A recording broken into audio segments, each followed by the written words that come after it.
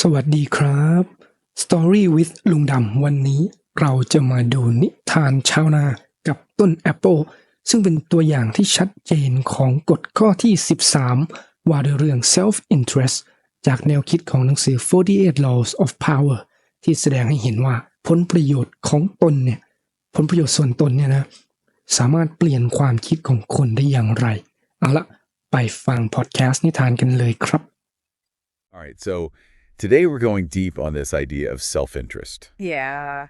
And we've got this really interesting story from a book we're looking at about human nature. Okay. And it uses this story about a peasant and an apple tree to kind of illustrate this point. Interesting. Yeah. I'm intrigued. So basically we have this peasant, and he's got this apple tree in his garden. Mm-hmm. But it's kind of a useless tree. You know, Oh. It's not really giving him any fruit. It's just attracting all these pests like sparrows and grasshoppers.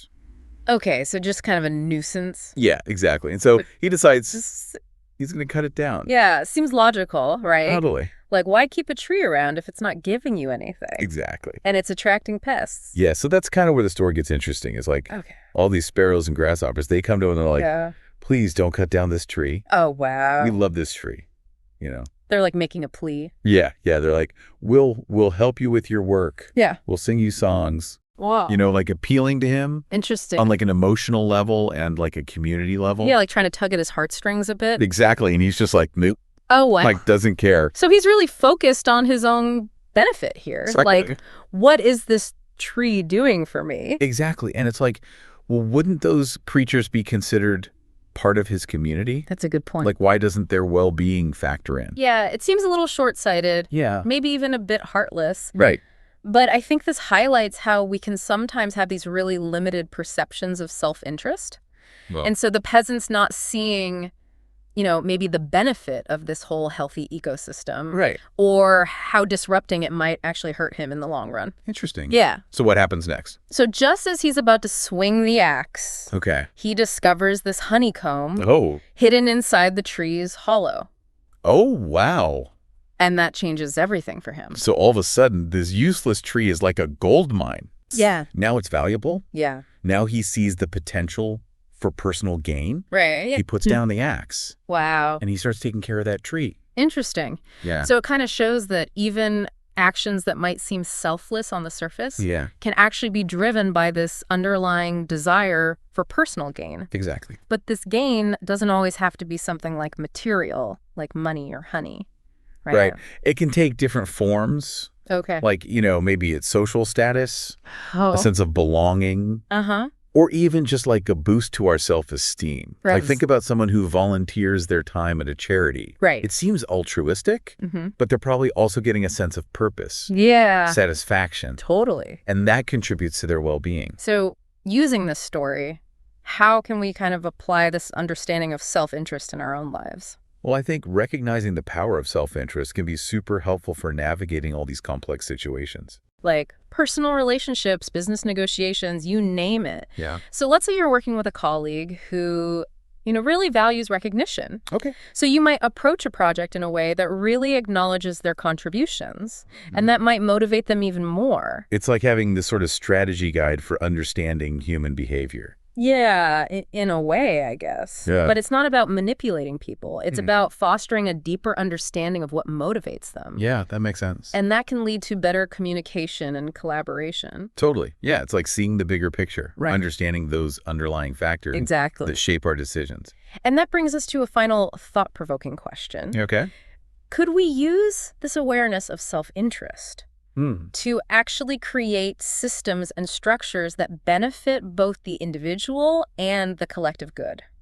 Interesting. Like imagine if we designed our institutions and policies Yeah. to incentivize actions that were good for everyone. That's a really interesting thing to think about. Like Yeah. how to actually leverage self-interest Mm-hmm. to make a positive impact. Exactly. Yeah, that's great food for thought. Thanks. Absolutely. All right. That's it for today. Thanks for listening.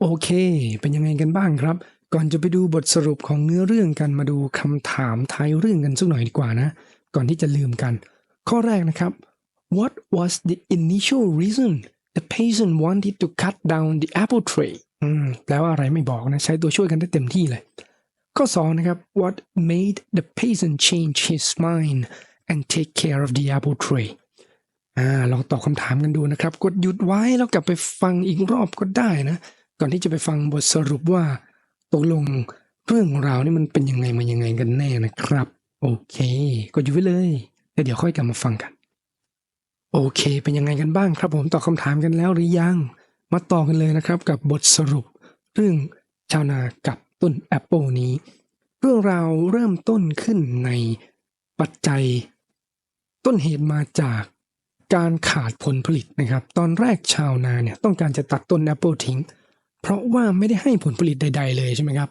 ก็คือต้นไม้ที่ไม่ให้ผลเนี่ยมันก็ไม่มีประโยชน์ใช่ไหมพูดกันตรงๆซึ่งนำมาสู่การร้องขอที่ไร้ผลของเหล่าตั๊กแตนและนกกระจอกที่อาศัยอยู่บนต้นไม้นั้นก็คือชาวนาเนี่ยจะไปตัดต้นไม้นะแล้วสัตว์น้อยใหญ่ที่อาศัยอยู่ในต้นไม้เนี่ยก็บอกชาวนาว่าโอ้อย่าตัดต้นไม้เลยนะขอให้เราไว้อยู่อาศัยเถอะแล้วเราจะร้องเพลงให้ท่านฟังจะได้ผ่อนคลายไงชาวนาก็ฟังดูจะได้ประโยชน์ถูกไหมครับแต่บางคนก็อาจจะฟังก็โอเคแต่ไม่ครับสำหรับชาวนาเขาไม่ได้ต้องการคนมาร้องเพลงให้ฟังนะเพราะว่าการที่จะรักษาต้นไม้ไว้แลกกับฟังเพลงจากนกน้อยเนี่ยมันอาจจะไม่คุ้มกันสำหรับเขาการร้องขอนี้ก็เลยไร้ผลนั่นเองนะครับชาวนาก็เลยตัดต้นไม้ต่อไปและนำมาสู่การค้นพบน้ำผึ้งทำให้ชาวนาเปลี่ยนท่าทีไปหลังจากได้ลิ้มรสน้ำผึ้งแล้วนะครับจุดเปลี่ยนก็คือ